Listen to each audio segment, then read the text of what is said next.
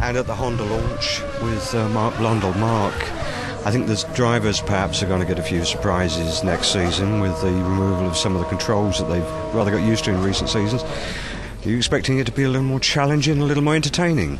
I think it will be a little bit more entertaining, definitely during the race.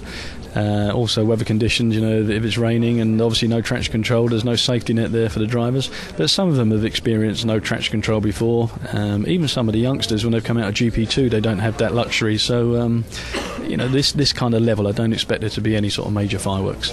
Certainly what we're hearing is most of the drivers seem to welcome it. It's back to the driver focus and away slightly from the car and the technology. Well, at the end of the day, they're all purists, and if you get your right foot stuck in hard and you get something back at the end, with a little bit of correction at the steering wheel, well, that's part and parcel of the fun. So they know what they're up to, but I think the end result will be that there's more for us to watch as spectators, and I think that's the plus point.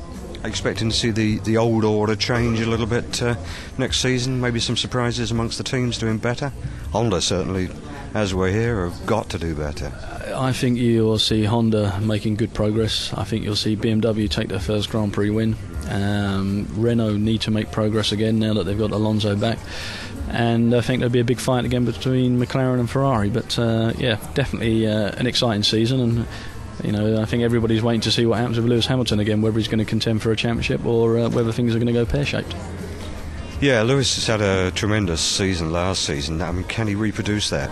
And how much is that is he going to be pushed along by Heikki Kovalainen? I know Ron has said they're going to be equals, but at the same time, they're going to push each other pretty hard. Yeah, all drivers in teams push each other. I mean, your biggest opposition is your teammate at all times, but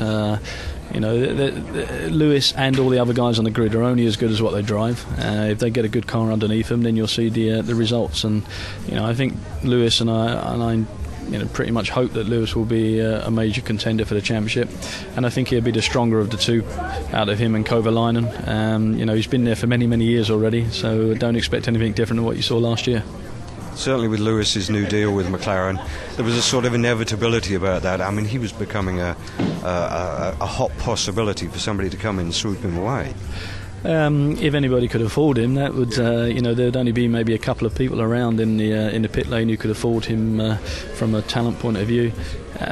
Super talent, as a global superstar now, and he warrants to be sitting there with the highest earners in Formula One, because he's got the potential to be far more than that in future years. But as long as he doesn't let that go to his head and he keeps the job in hand and keeps the focus, and I'm sure he will do, let's expect some great things. What of the ITV team for next year? Same faces, no changes there? Everybody's going to be out there pitching their best? As far as I know, I haven't heard anything different. So you're on the plane? Yeah, I think we're all on our way out to Melbourne for the first Grand Prix, looking to do a few things differently. Great team of people, great experience and good fun, but hopefully producing some good shows for everybody to watch back at home. Certainly look forward to it. Thanks very much, Mark. Much appreciated. Thank you.